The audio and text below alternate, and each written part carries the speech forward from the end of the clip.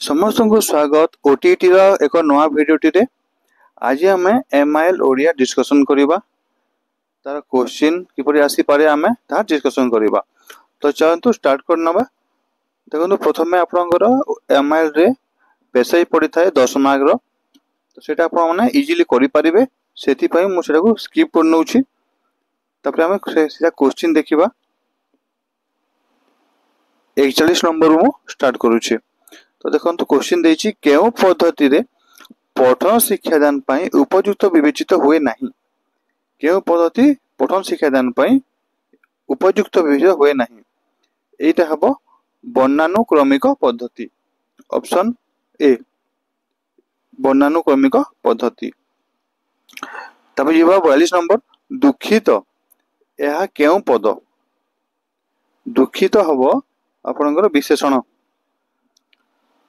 विशेषण option D. तब देखो 43 नंबर केउटी पद्म शब्दर प्रतिशब्द नुहे। कोटा नुहे? राजीव, बारिज, निरद, पुंडरीक, एटा हबो निरद। 43 हबो सी। तापरे 44 धुआ मूला अधुआ मूला सबु समान। रूढ़ीटीर अर्थ कौन? एटा हबो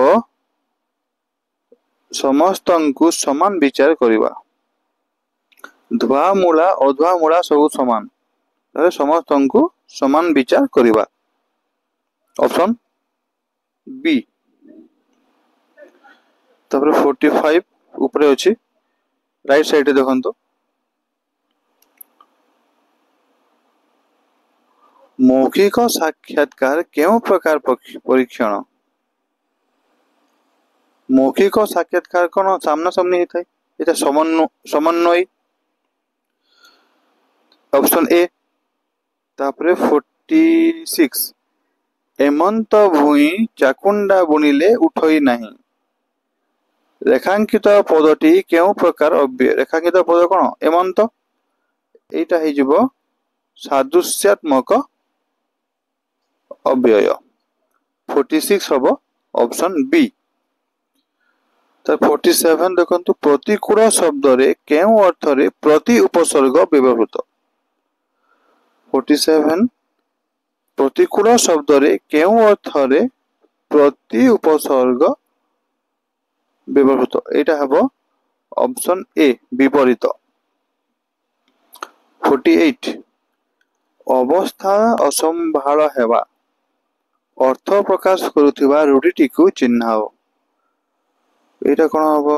अवस्था असंभाळ हवा। 3-5 जिबा दांत रे कुटा दबा घर बुड़ी पानी आंठुए ना भेड़ा बुड़ीबा। एटा हबो ऑप्शन सी घर बुड़ी पानी आंठुए। तापरे आमे जिबा 49 नंबर को केउटी सुरेंद्र महांतीଙ୍କ रचना नुहे।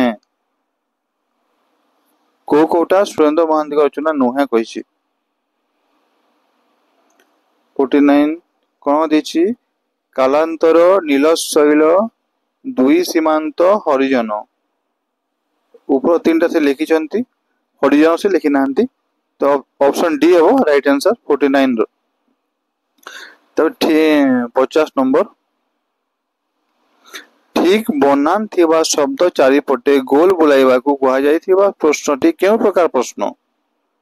एटा हबो उत्तर मनोनयन मूलक। वर्गीकरण हबनी, क्षुद्र हबनी, दृष्टांत मूलक मध्य हबनी, एटा हबो उत्तर मनोनयन मूलक। Option C. तापरे 51 नंबर अतिरिक्त साहित्य शिक्षादान बेले कहा उपरे गुरुत्व देवा उचित? अतिरिक्त साहित्य शिक्षादान बेले कहा उपरे गुरुत्व देवा उचित? शब्दानुशीलन, विशद आलोचना, कठिन शब्दर स्पष्टीकरण, मुख्य भावधारार उपस्थापन।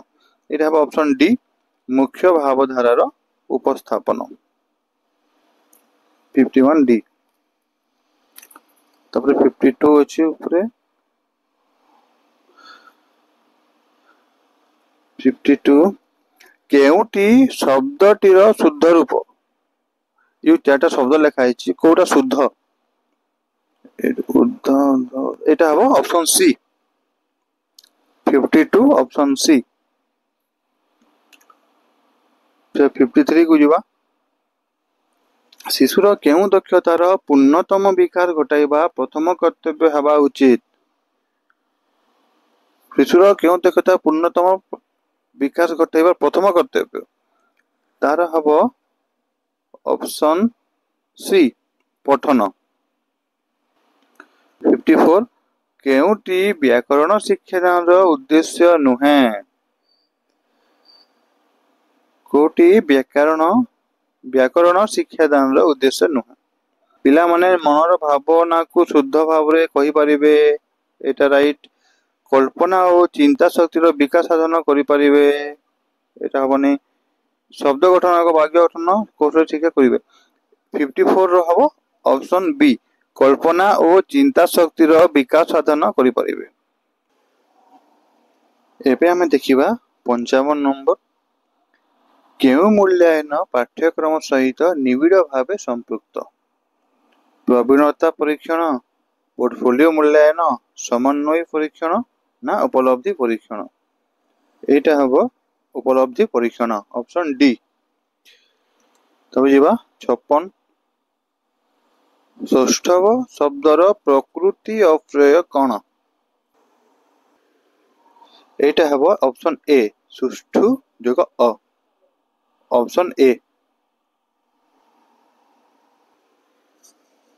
तापर जीवा 57 नंबर को केउ उक्तिटी समन्वित पाठ्यपुस्तक प्रति प्रयोज्य नुहे एथिरे पिला मानक अभिज्ञता को गुरुत्व दिया जाय न थाए जाय नाही एथिरे पिलांक प्रकृति को सम्मान दिया जाय एथिरे पाठ बही सहित कार्य बही एक संगे प्रस्तुत होइछि एथिरे पढ़ाइबा पई शिक्षक मानक निमंते आवश्यक सूचना प्रदान करा जायछि एटा हबो ऑप्शन ए नाही कहिछि एथिरे पिला मानक अभिज्ञता को गुरुत्व दिया जाय नाही एटा भूल एटा 57 हबो आंसर ऑप्शन ए 58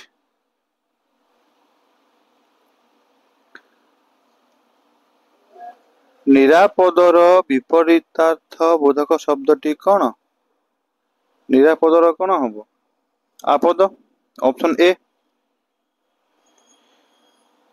59 व्यापक पठन लक्ष्य कौन एटा हम आनंद प्राप्ति ऑप्शन सी तो 60 दुरावस्था शब्द रे वर्णा शुद्धिर कारण कौन एटा हम उपयुक्त व्याकरण ज्ञानर अभाव ऑप्शन बी 60 नंबर हम ऑप्शन बी ए वीडियो रे एतिकी थिला जदि वीडियो भल लागिला तो लाइक शेयर सब्सक्राइब कर देबे तो नेक्स्ट वीडियो पई मु शीघ्र अपलोड करिवि धन्यवाद।